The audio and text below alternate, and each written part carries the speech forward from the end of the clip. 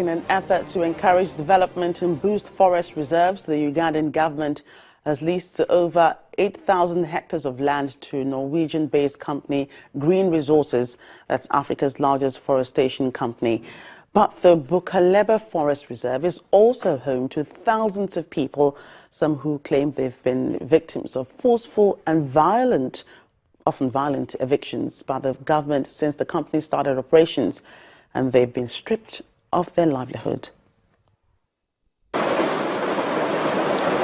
Deep within a pine and eucalyptus forest on the shores of Lake Victoria in southern Uganda, a parcel of land is pitting a Norwegian timber company against more than 10,000 residents who say its green project is costing their homes and livelihood. The land in dispute is 500 hectares within an area of about 6,500 hectares in the Bukaleba Forest Reserve, leased for 50 years in 1996 by Uganda's government to privately own the Green Resources, one of Africa's largest forest companies. Green Resources, whose 2,500-strong workforce has planted 41,000 hectares of forest in Uganda, Mozambique and Tanzania, said it was proud of its environmental credentials. Located 120 kilometers from the capital, Kampala, the plantation at Bukaleba is in an ideal spot for wood production for use both in Uganda and for export. Green Resources said this was a matter for the government to resolve, as it was not within the company's mandate to hand over this land. The company takes pride in its efforts to help Bukaleba's communities. 99% of our labor is coming from the communities, and that gives a livelihood for these communities that without the forest estate, without Green Resources, nobody would even think about doing any investment in those areas. Ugandan Central Forest Reserves are managed by the National Forest Authority and are considered protected areas. Green Resources say it has not evicted any villagers and that all evictions have been done by the National Forest Authority.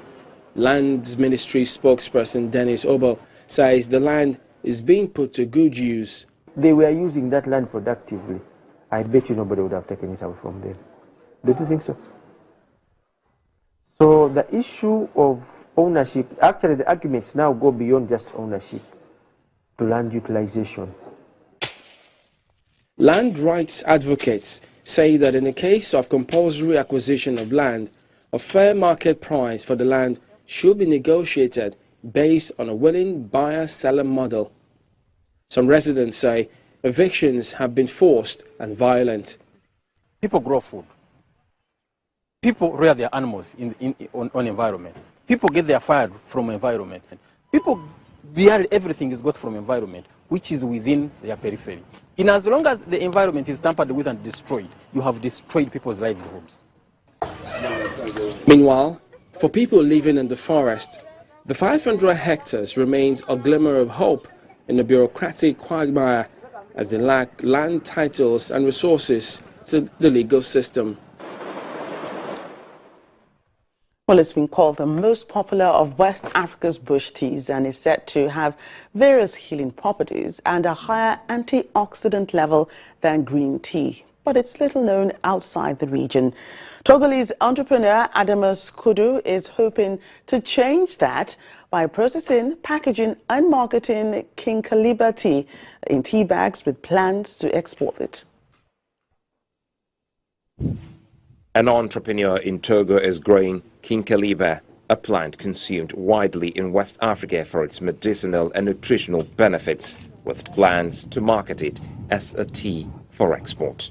Kinkeliba leaves and grains are said to ease blood diseases, liver ailments, digestion problems and headaches, amongst other ailments, but they are not well known outside the region.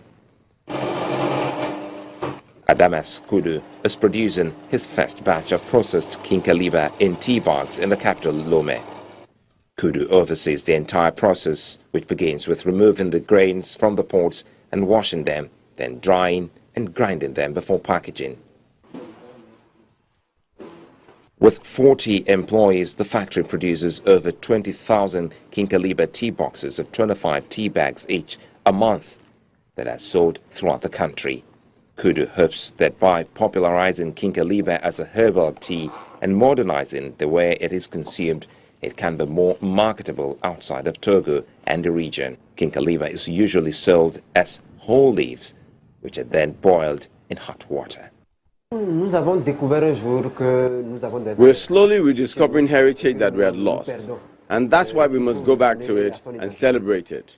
Modernizing traditional things that have always been part of our culture, helps us rediscover ourselves. The world knows that Africa is the next big thing. But why don't we believe in ourselves?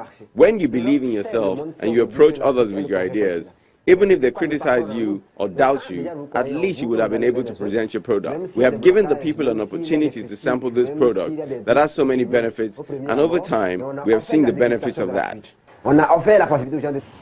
At this pharmacy in Lome, Kudu's Kinkeliba tea is winning positive reviews.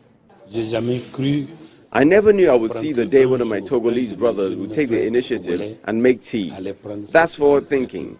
He took something from home, here in Togo, transformed it into powder. He took something from home, here in Togo, transformed it into powder, and has made it into tea that you put in hot water. This is something to encourage. Kudu says his business brought in $50,000 in 2015 after just 2 years of operation, and he hopes to grow into markets abroad. Well, that's Network Africa. Thank you so much for watching. I'm Joke Rogers.